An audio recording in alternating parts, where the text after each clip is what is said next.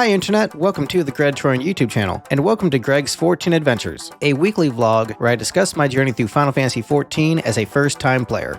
I beat A Realm Reborn back in 2022, and I'm finally finishing up the rest of the game. These vlogs are documenting my journey. If you like these videos and want to support their continued production, the best way to do that is to like the video, share it on a relevant social media site like Reddit, and leave a comment. And don't forget to check out the playlist of previous episodes, linked in the description and pinned comment. Thanks, pal. Hey everybody, it's your buddy Greg. Hope you're doing great. Hope you're having a wonderful day. Hope you and your loved ones are healthy and happy. And I just hope that whatever dreams you have, whatever goals you're pursuing in life, I hope you're getting one step closer to them.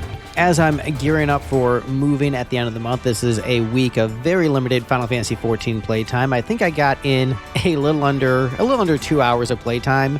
Did not have my weekly play date with Summoner Joven because I've just got so much prep I need to do for the move. I'm recording this vlog before closing, but I'm actually closing on the house tomorrow, so past me recording this vlog has not yet closed on the house. But future me will be listening to this and be like, hey, I closed on the house, so woohoo, I have a house. That's awesome. So busy, hectic, but exciting, and again, I'm just really grateful for this opportunity. I know there are so many others who are so much less fortunate than I am, and as someone who has at one point been homeless, it is not lost on me how lucky I am to be in this position. And I hope that eventually our economic system is reworked in such a way where everybody has a place to call their own. Anyway, like I said, very, very limited playtime this week, and I began my playtime this week by going back to Radelgirl's house, because Radelgirl was kind enough to craft me an entire level 100 gear set, the Courtly Lovers gear set, because we were just talking about the Discord, and I was like, oh man, that looks cool. And she just crafted the entire thing for me and gave it to me essentially for free. Had it in her house on her mannequin for sale for a, measly 11 gil, and basically said, hey, just show up and grab it. And, as soon as I walked into Radelgirl's house, there was this really awesome funk music playing. It gave me a chuckle. Radelgirl is one of the funniest people on my Discord and is always posting really hilarious memes. And so just going into her house and just hearing this funk music was just it was extremely Radelgirl, and it just made me laugh. And the tune was awesome too. I can't wait to hear it in the proper context in 14. But also as a shonen anime power friendship kind of person, the kindness of someone taking the time to craft me a level 100 gear set of what seems to be high-end current endgame armor is not lost on me. And so I'm just super appreciative of that, and it gave me the warm fuzzies plus the funk music. Oh man, Radelgirl's awesome. I'm really just appreciating how people are just showing me so much kindness through my playthrough of 14, where they're just wanting to help me. People are wanting to get up early in the morning, Sean Darko, yeah, I'll get up early in the morning to help you do the Alexander raids. There's a commenter named Lertha who offered me a whole bunch of mounts and minions and wants to give me some free stuff just cuz. And, the kindness is not lost upon me. It is really appreciated. And so, I'm very grateful to Radelgirl for the outfit. I'm wondering when I'm going to wear the outfit because, am I going to save it for endgame Dawn Trail, or am I going to have to finally learn how to do glamour plays? Because I do like being able to switch the gear sets very quickly between my different canon outfits for the expansions. But also oh, that's level 100 high-end gear. Is that going to be my Stormblood patch content outfit? So I'm deciding what do I do with it? When will it be the canon outfit for Lito? Is it finally time to bite the bullet and learn how to do glamour plays and stuff the way I've been glamoring? But like I said, I'm extremely appreciative of Radelgirl for the wonderful gear set. Grateful for, Sean Darko and everyone else who has been helping me play through Final Fantasy XIV. And for Lertha for offering me those mounts and minions. Haven't coordinated that yet, but still just really, really cool. Appreciative of everyone helping me through this Final Fantasy XIV journey. I'm glad you are enjoying hearing me yap about this game every week, and I'm enjoying talking about it with you. All this other stuff is icing on the cake. But yeah, speaking of houses I visited in 14, a couple of friends in my Discord invited me to their houses in Final Fantasy XIV, so I checked those out this week. Sephira actually has 2 houses, one house and one apartment. Their house in the Goblet looks a lot like Candyland on the outside, that gingerbread house Candyland aesthetic, which I am all about. In Chocobo Racing, the Fat Chocobo, his racetrack is basically just this Candyland area. And I don't know, Fat Chocobo just speaks to my heart. Like in the opening cutscene for Chocobo Racing, he's like, imagine a lollipop, and like he takes it out of the thought bubble. And it's like, man, like, you get me, Fat Chocobo. You get me. I mean, I am the guy who wrote Gotta Eat When You Can, so I very much am like, yeah, food. Food is cool. But yeah, I loved how in Sephira's house, the Aza's Law music was playing, and it was just so over the top and epic for how chill the house was. So that gave me a chuckle. But yeah, inside, lots of tasty foods. Sephira gets me. Food's great. So I was vibing with Sephira's house hard. Love the Final Fantasy Tactics poster in there. And then I went and checked out their apartment in Shirogane, which was very well-themed, very Eastern, so very cool apartment. And then I went over onto Balmung, which is mostly known for ERP these days. But Jay, on my Discord server, created a platforming puzzle in their house, and it's a difficult platforming challenge. So I guess the platform is difficult, but also the puzzle-solving aspect is also difficult. And I loved the look of the puzzle. It reminded me of old-school RuneScape, which is like the empty black background and just like the sparseness of it. It was actually very cool. But I was having trouble to figure out where to begin and ended up falling into this pit of despair, but managed to get back up. However, I fell into an infinite void and ultimately gave up because my playtime was limited this week, and I'm not that big on 14's platforming in the first place, but also I couldn't figure out where to even begin with the platforming puzzle. So if I had more time this week, if I had, more than 2 hours of playtime, I might have tried it a bit longer, but I think I tried it for like 10, 15 minutes. I'm just like, okay, I'm not figuring this out, so I'm gonna call it.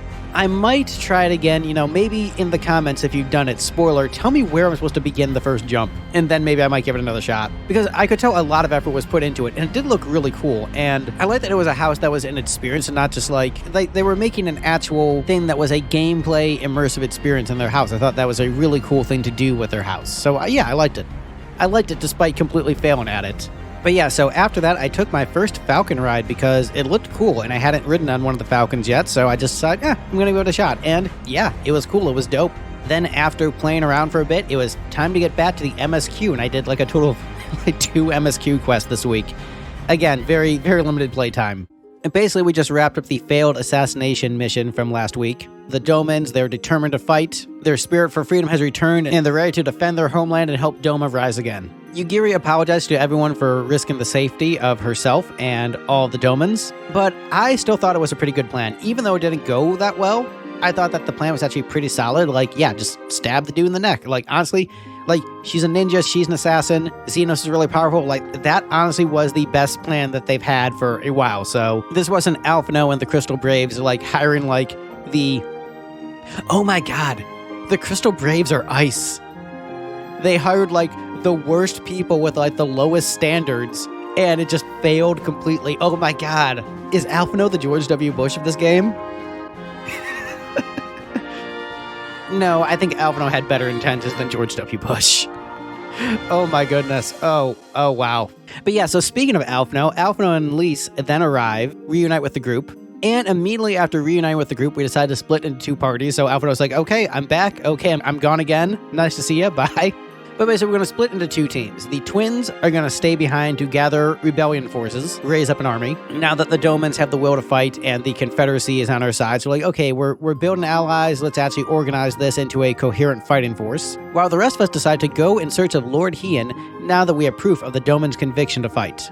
But yeah, so then we cut to a scene at Doma Castle with Xenos, Grinwat, and Yotsuyu. And it begins with Xenos saying something about how the Warrior of Light is Bahamut's conqueror, which that is really cool because, oh man, is that a thing you only get if you do the Chorus of Bahamut questline, which is an optional questline, but that extra line of dialogue is oh yeah, that's something you did, that's pretty cool. I know that for the expansions you get extra lines of dialogue if you do whatever the canon job for the expansion is, so for Stormblood I think you'll get extra lines of dialogue if you do the Monk and Samurai classes, I believe.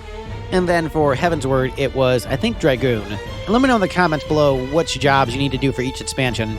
I don't know if I'm going to necessarily level Lighto up from scratch, but I don't know, it might be something where I might look into at least watching the questlines on YouTube.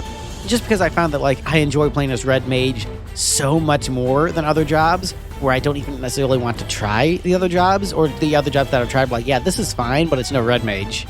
It's the one that vibes with me. But anyway, it's a short little scene with Xenos, Grinwat, and Yotsuyu, and Xenos is basically fed up with Yotsuyu's bullshit and is hey, you're not even good at fighting. The only thing you're good at is talking and shit. and I don't respect that. So just, like, do your job and kill the people I want you to kill, because otherwise, like, what use are you to me? Get your shit in order. And then, you know, Yotsuyu and Grinwat are talking, and Yotsuyu is talking about how she wants Grinwat to kill the Warrior of Light. And there is a line she says that feels iconic, where I feel like I've heard this line before. And I just wonder if it's a line that's, like, so good it escaped the 14 zeitgeist, where she says, I want him dead, I want his friends dead, I want the heads of everyone he knows and loves mounted on the castle walls. Like, that feels like an iconic villain line, and I feel like I've heard that before, so it was just a really, if I hadn't heard it before, it feels iconic, and so just a very strong line there. We then cut over to a scene in Gir Abania with Estinien looking over a giant pit, and you're wondering, what is Estinien going to be doing in Stormblood? This is really like the first time a Heavensward character has been like, hey, I'm back. Because really Stormblood feels very disconnected from everything we did in Heavensward. And so I'm definitely interested to see what role Estinien is going to play in the plot of this expansion. And nice to see him back. I know people love Estinien, and I like Estinien a lot too, so I definitely want to see where he is going to fit into the story, because thus far, it doesn't seem like he has any role in this story that we're telling. And his inclusion right then and there feels very random, like, what? What is he up to? Why is he up to anything? Like, it doesn't fit with anything we've been doing. It just felt really out of nowhere. And so I'm interested to see how they're going to try to integrate his role into the Stormblood story. Like, I thought we weren't going to see him until, like, Endwalker, or maybe, you know, some parts in Shadowbringers.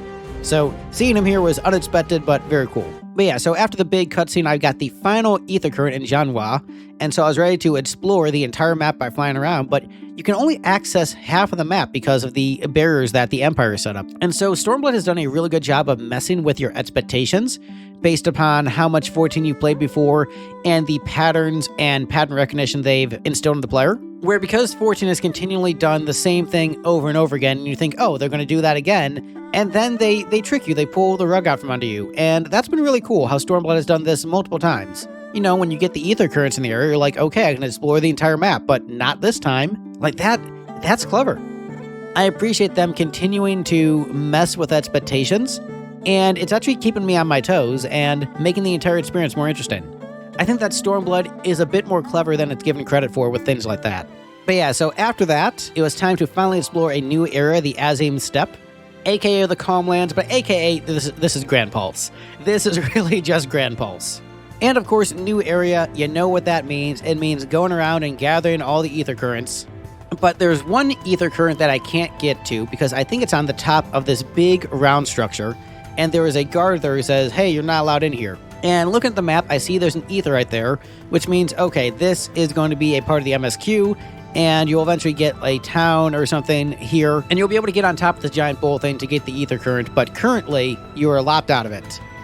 More like ether currently, am I right? I'm sorry, that was a bad joke. Please like and subscribe. But yeah, so basically I was just going around the Azim Steppe, exploring, talking with the NPCs, and trying to find ether currents. The people there are very big with communication with their gods, and their gods are like giving them direct guidance, like, you should cook a steak today. You should make up with your friend and tell them 5 things you like about them. There is a character named Temulon who says they've seen us in their dreams, which means, oh, you'll probably be a really important MSQ NPC, won't you? There's someone in one of the villages who says, oh, you're Serena's acquaintance. And I'm just like, I don't remember a Serena. That's probably an NPC I'm going to meet soon, maybe? Maybe the Serena person is just friendly with a lot of adventurers, and so they're just like, oh, just another one of Serena's friends, right?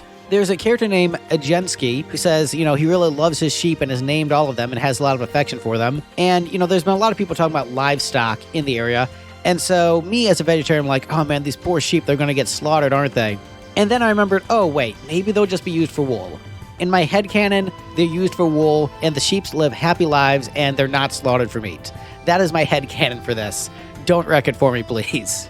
But yeah, so given that I'm pretty close to level 100, most of the time when I'm exploring zones, I don't get into random battles. But I saw this thing called a Conchulu, which was like this big stone tablet with a face.